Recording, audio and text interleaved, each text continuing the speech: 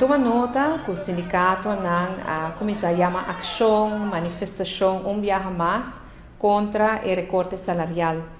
E me quer segurar todo o sindicato e todo o empregado que nós estamos trabalhando com roupa e energia, com roupa e determinação para nós solucionar isso aqui.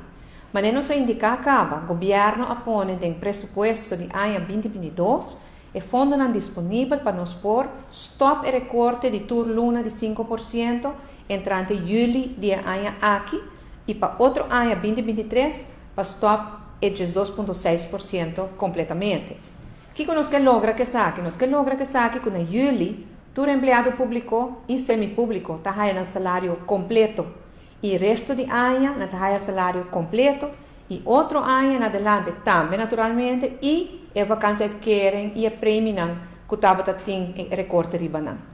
Esse aí não é incluído nos pressupostos de 2022 e isso de 2023.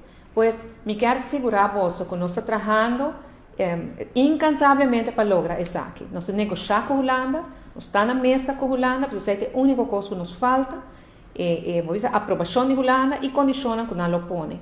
E de negociação, nós sabemos hasta se nós como políticos, se se seguir corta para empregado, por stop de corta, nós está propondo isso aí. Que se é recorte, para o tour parlamentar, o tour ministro corta 25% de nosso salário. Lá que 25%, se é político, pero basta stop o recorte de 5% ou de 2,6% de empregado.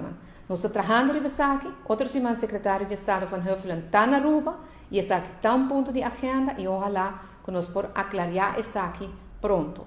A negociação está indo bom, mas mira que tem certa abertura de banda de Holanda, pois me tem fé e confiança que nós lo saímos.